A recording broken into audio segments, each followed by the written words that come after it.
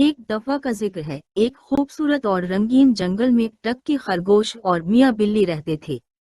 ایک دن جب وہ سیر کر رہے تھے تو انہیں گھاس میں ایک چمکتا ہوا سنہرا کیلا ملا۔ وہ کیلا عام کیلوں جیسا نہیں تھا، بلکہ اس سے ہلکی ہلکی روشنی نکل رہی تھی۔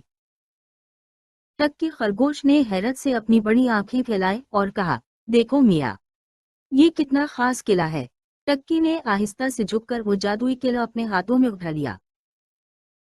میاں بلی نے اپنی دم ہلاتے ہوئے کہا، یہ تو بہت مزیدار لگ رہا ہے، کیوں نہ ہم اسے مل کر کھائیں؟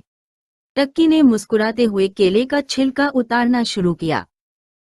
جیسے ہی ٹکی اور میاں نے کیلے کا ایک ایک ٹکڑا چکھا، ان کے پیروں میں گدگدی ہونے لگی۔ اچانک ان کے پاؤں خود بخود زمین پر تھرکنے لگے۔ ٹکی خرگوش ہوا میں اونچی اونچی چھلانگیں لگانے لگا اور میاں بلی اپنی دم گھماتے ہوئے گول گول گھومنے لگی۔ وہ دونوں جادوئی موسیقی کی دھن پر ناچ رہے تھے جو صرف انہیں سنائی دے رہی تھی۔ قریب ہی ایک ننھا ہاتھی جس کا نام گولو تھا، یہ سب دیکھ رہا تھا۔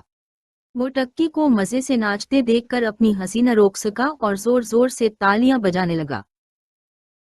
میاں بلی نے گولو ہاتھی کو آواز دی، آؤ گولو، تم بھی ہمارے ساتھ شامل ہو جاؤ۔ گولو ہاتھی نے بھی ایک تھمکا لگایا اور میاں کے ساتھ مل کر رقص کرنے لگا۔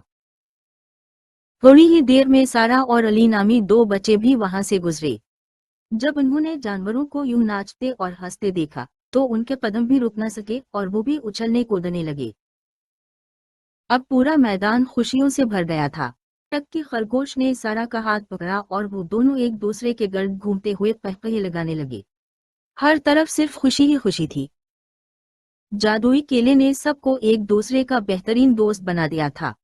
سب نے یہ سیکھا کہ جب ہم مل کر ہنستے اور کھیلتے ہیں تو سب کے درمیان پیار بڑھ جاتا ہے اور اداسی دور بھاگ جاتی ہے۔